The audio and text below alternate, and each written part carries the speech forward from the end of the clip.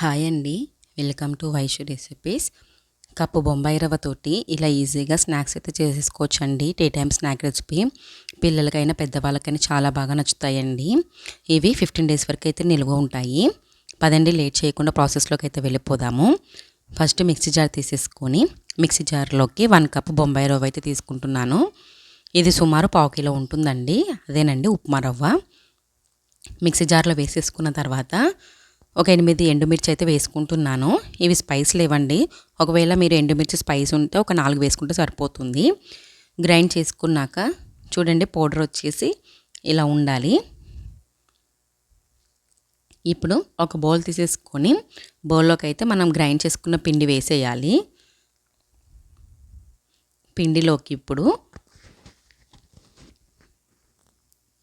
ఉప్పు, 1 table spoon oil, వాము వచ్చేసి క్రష్ చేసుకొని వేసుకోవాలి.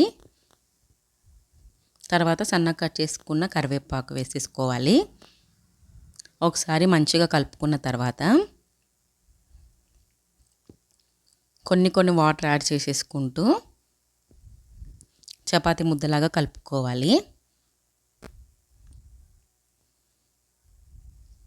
చూడండి, కన్సిస్టెన్సీ వచ్చేసి ఇలా ఉండాలి. వీడియోలో చూపించినట్టు విధంగా కొంచెం ఆయిల్ పైన వేసేసి ఒకసారి బాగా కలిపేసుకొని ఒక 2 నిమిషాలు మూత పెడితే సరిపోతుంది. ఎక్కువసేపు మూత అవసరం లేదండి.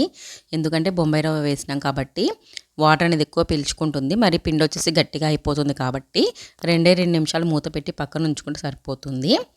2 నిమిషాల తర్వాత మూత తీసేసి ఒకసారి బాగా కలుపుకొని చపాతీ ముద్దంత సైజ్ తీసేసుకొని చపాతీ పీట మీద రుద్దుకోవాలి. వీడియోలో చూపించినట్టు విధంగా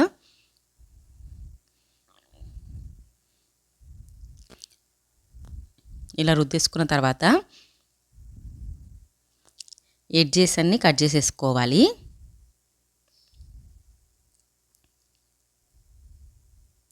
ఇలా కట్ చేసేసుకున్న తర్వాత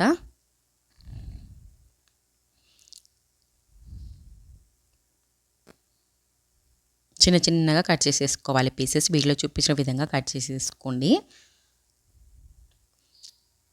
ఇలా కట్ చేసేసుకొని ఆ పీసెస్ అన్నీ ఒక ప్లేట్లోకి అయితే తీసి పక్కన పెట్టేసుకోవాలి.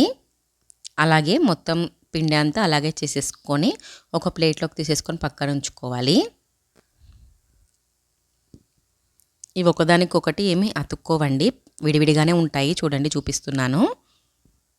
స్టవ్ వెలిగించి డీప్ ఫ్రై సరిపడా ఆయిల్ పెట్టేసి ఆయిల్ హీట్ ఎక్కాక మీడియం ఫ్లేమ్లో పెట్టేసి కడాయికి సరిపడనన్ని కట్ చేసుకున్నాం కదా మనం, అవి వేసేసుకోవాలి. మీడియం ఫ్లేమ్లో ఒక 2-3 నిమిషాలు కాల్చుకున్న తర్వాత కొద్దిగా క్రిస్పీగా అవుతాయి. అలా క్రిస్పీగా అయిన తర్వాత గోల్డెన్ బ్రౌన్ కలర్ వచ్చిన తర్వాత జాలిగెండతోటి ఒక ప్లేట్లోకి అయితే తీసేసుకోవాలి.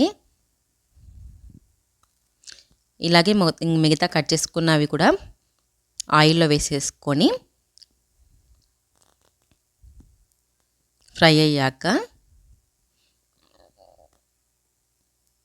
కరివేపాకు వేస్తున్నాను గార్నిష్ కోసం, బాగుంటుంది ఫ్లేవరు.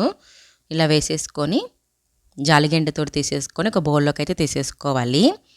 అంతేనండి, ఎంతో టేస్టీగా ఉండే బొంబాయి రవ్వ చిప్స్ అయితే రెడీ అయిపోయాయి. చాలా అంటే చాలా టేస్టీగా ఉంటాయండి. పిల్లలకు కూడా చాలా బాగా నచ్చుతాయి. మీరు కూడా ట్రై చేయండి. ఒకసారి ఎలా వచ్చాయో కామెంట్లో చెప్పండి. ఇవి 15 డేస్ వరకు అయితే నిల్వ ఉంటాయండి. మీకు ఈ రెసిపీ నచ్చింది అనుకుంటున్నాను. నచ్చితే కనుక ప్లీజ్ లైక్ చేసి సబ్స్క్రైబ్ చేసుకోండి. Thanks for watching. బాయ్.